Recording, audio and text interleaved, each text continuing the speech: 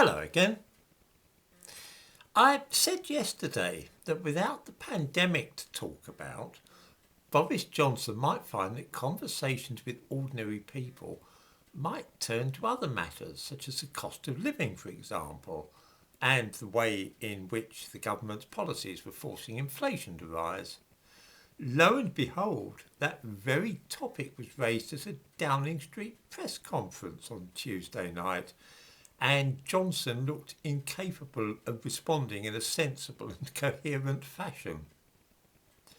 The problem with Johnson is that he has no real principles or beliefs of his own. He is like a weather vane and turns in whichever direction he thinks is most popular with the electorate. In short, if he thinks that lots of people will vote for Brexit, that is what he supports. When he sensed that nobody wanted identity cards when Gordon Brown was pressing for them, Boris Johnson was strongly against them. Before the referendum on leaving Europe, a lot of people thought that prices would go down if we left. The fools. In the description to this video, I give a link to a newspaper report from 2016, and the headline is quite clear and unambiguous.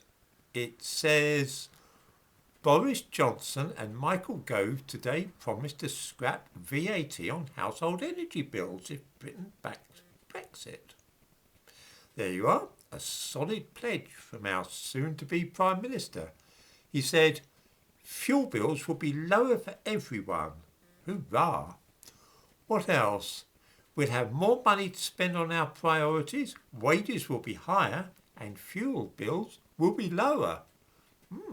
That sounds good. That's terrific, really. They'll scrap VAT on gas and electricity bills. VAT on fuel bills was only brought in 1993, so it hasn't really been around forever. When the Prime Minister was asked about this promise on Tuesday, he became inarticulate and started stammering and looking flustered, as well he might. Harold Wilson famously observed that a week is a long time in politics, and I suppose that to a politician like Johnson, 5 or 6 years must seem an eternity. I mean, 2016? How on earth can he be expected to remember what he promised and to whom? He must have felt like saying. Anyway, the answer is that VAT on fuel bills will not be scrapped because this won't help the poorest people. I couldn't quite follow this line of reasoning, but it seemed to make sense to Boris Johnson. What a weasel that man is. He really does look shifty and evasive, and the most likely explanation is that this is because he is a shifty and evasive person. When he was asked about this during Prime Minister's question times yesterday, his answer was absolutely priceless. He was asked directly if he would abolish VAT on fuel bills as he and Gove had promised to do. He replied, by the way, he was asked by Angela Rayner, he replied, everybody knows full well it would be absolutely impossible if they were to do what Labour would do and go back into the EU, remain aligned with the EU single market. That is the objective of the Labour Party. This is pure gold, and I can't remember when I have last been so enchanted with the Prime Minister's techniques for answering a serious question. Does anybody else remember how furiously he denounced the idea of identity cards when he thought that that would win him a few votes?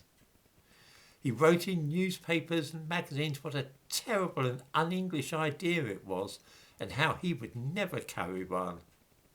That was when he sensed that most people were against the idea. Today, after he has been Prime Minister for a couple of years, you have to leave your name and telephone number if you so much as wish to pop into the pub for a half on the way home from work.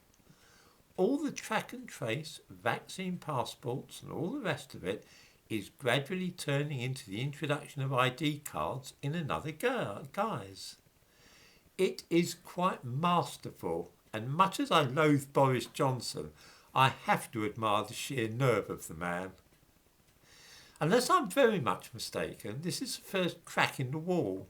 And now that many people are coming to accept that Omicron might be the beginning of the end for the pandemic, I think that it will start to sink in just what a frightful pig's ear the Prime Minister has made of everything.